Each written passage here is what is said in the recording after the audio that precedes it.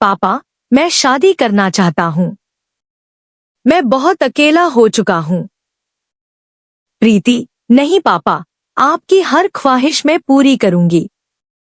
अब जो आप कहेंगे वही करूंगी। रामशंकर, ख्वाहिश पूरी करोगी? तो आज रात मेरे कमरे में आ जाना, बहू। प्रीति, जी पापा, मैं रात को आपके कमरे में आ जाऊंगी। फिर जो आप करना चाहें, कर लेना। दिल्ली के एक बुजुर्ग रामशंकर अपने इकलौते बेटे अर्जुन को दुबई रवाना कर रहे थे। अर्जुन को वहां अच्छी नौकरी मिल गई थी।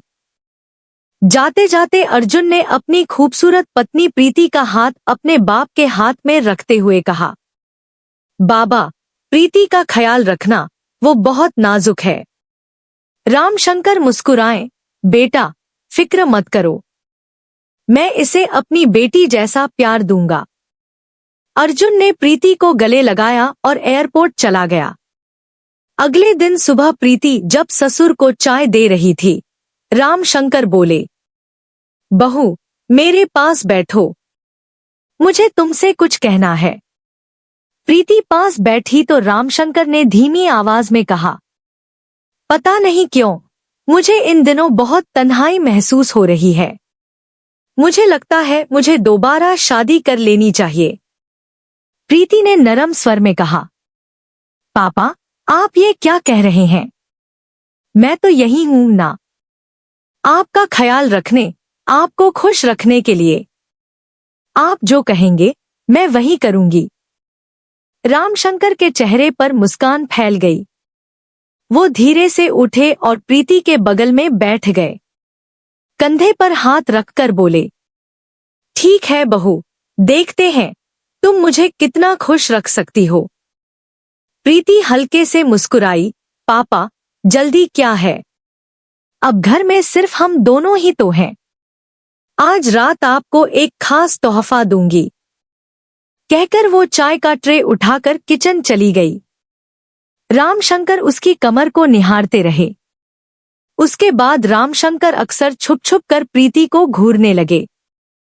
जब वो झाड़ू लगाती, कपड़े धोती या बर्तन मांजती, तो कहते, बहू, ये दुपट्टा उतार दो, काम में आसानी होगी। उनकी नजरें शिकारी की तरह थी। एक रात वो चुपके से प्रीति के कमरे की तरफ गए। प्रीति आईने के सामने खड़ी अपना दुपट्टा उतार रही थी। अचानक कदमों की आहट सुनकर चौंकी। पीछे मुड़ी तो रामशंकर खड़े थे। पापा, कुछ चाहिए? रामशंकर आगे बढ़े, तभी उनका पैर फिसला, या जानबूझकर गिरे, और वो सीधे प्रीति की बाहों में गिरे। दोनों बिस्तर पर जा गिरे। प्रीति का दिल जोर जोर से धड़का। वो घबराकर उठी, दुपट्टा संभालते हुए बोली, पापा, ये क्या था? रामशंकर, माफ करना बहू, पैर फिसल गया। मैं तो बस दवा मांगने आया था। लेकिन उनकी आंखों में वो पुरानी चमक अभी भी थी। शाम को जब प्रीति अर्जुन से वीडियो कॉल पर हंसते बोलते नए कपड़े दिखा रही थी, चूम रही थी, तब उसे नहीं पता था कि खिड़की के बाहर रामशंकर सब देख रहे थे। उनकी आंखों में जलन और हवस की आग थी। अगले दिन प्रीति ने बाहर हंसी ठिठोली की आवाज सुनी। देखा तो रामशंकर किसी औरत से हंस कर बात कर रहे थे। प्रीति गुस्से में बोली, पापा, ये औरत कौन है? रामशंकर शांत स्वर में, बहू, मैंने कहा था ना मुझे दोबारा शादी करनी है। ये मैडम रिश्ते लाई हैं। मैंने कहा है अच्छी खूबसूरत बीवी ढूंढें। प्रीति का चेहरा लाल हो गया। उसे डर था कि अगर रामशंकर की शादी हो गई तो सारी जायदाद नई बहू के नाम हो जाएगी और उसका सपना चूर चूर हो जाएगा। उसी रात वो दूध का गिलास लेकर रामशंकर के कमरे में गई। रामशंकर पुरानी तस्वीरें और एक खत देख रहे थे। जल्दी से तकिए के नीचे छिपा दिया।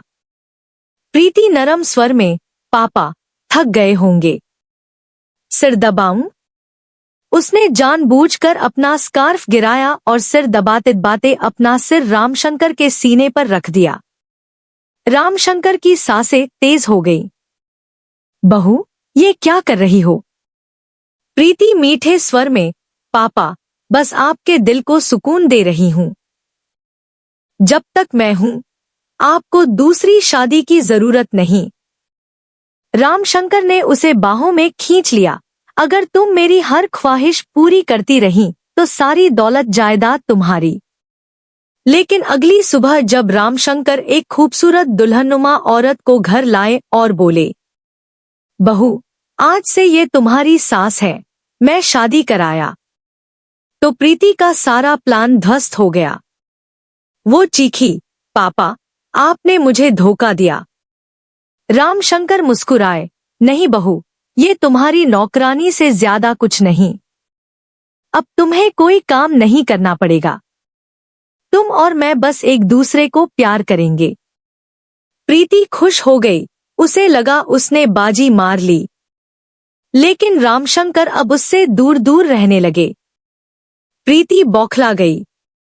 एक रात उसने रोना धोना शुरू किया और रामशंकर से बोली, पापा, आपने मेरी इज्जत लूट ली, मैं प्रेग्नेंट हूं, मेरी जिंदगी बर्बाद हो गई।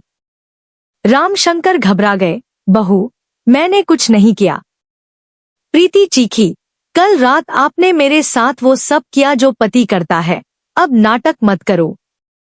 रामशंकर डर गए। ठीक है बहू, मैं सब संभाल लूंगा, बस किसी को मत बताना। अगली सुबह अर्जुन अचानक घर लौटा। प्रीति उससे लिपट कर रोने लगी। अर्जुन ने बाप का कॉलर पकड़ लिया। तुम हैवान हो, अपनी बहू के साथ। रामशंकर शांत स्वर में, बेटा, पहले ये देखो।